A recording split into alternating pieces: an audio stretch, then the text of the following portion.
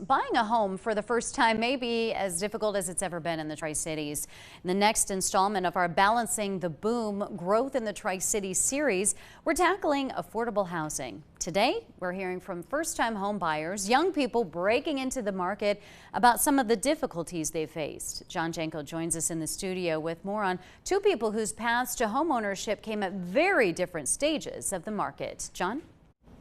Yes, Sarah, the outcomes are very different if you bought a home 2 years ago versus right now. Interest rates have doubled and home prices are up around 25%. That means first-time home buyers are now paying much more for much less home.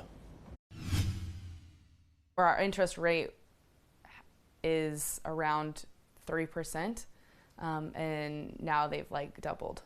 So we're really thankful to have bought when we did. Daniel Peacock and her husband bought into the Tri-Cities home market in 2021, a modest home on the outskirts of Johnson City at $164,000. Just 2 years later, interest rates and the market have skyrocketed. Peacock considers herself lucky, even with a good income, as what was once affordable no longer is. According to our Zestimate, which is something that I obsessively check, our house today would be about $210,000. On the other side of the coin, Nathan Kacheris and his wife are all but locked in on their first home in East Johnson City. This is a house exactly in the profile of what we were hoping for.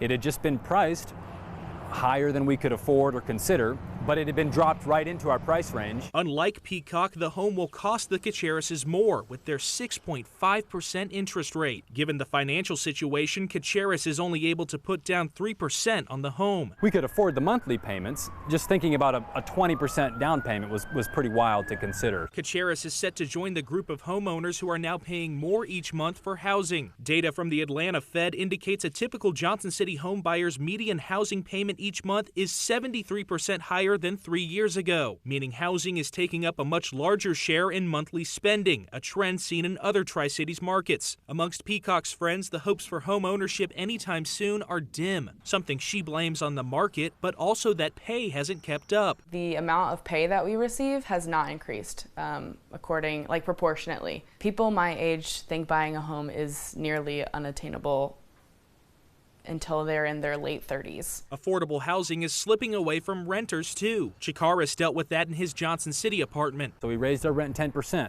But as I've talked with other folks, it turned out 10%, that was lower than some other people experienced in their rent hikes. A Tri-Cities realtor says getting out of the rental market takes courage, but your best bet is to get in as early as possible. The truth is, you don't buy a house, in 5 years, you won't have a house. If you do buy a house, in 5 years, you will have a house. But to get to where that is more of a reality for young home buyers, Peacock says local leaders need to act. In a perfect world, it would be our officials' job to make sure that there is affordable housing. We'll bring you more on what local government and developmental leaders are pursuing with affordable housing and more data in our next Balancing the Boom segment. You can learn more about the Peacocks and the Kacheris' journeys towards home ownership on our website, WJHL.com.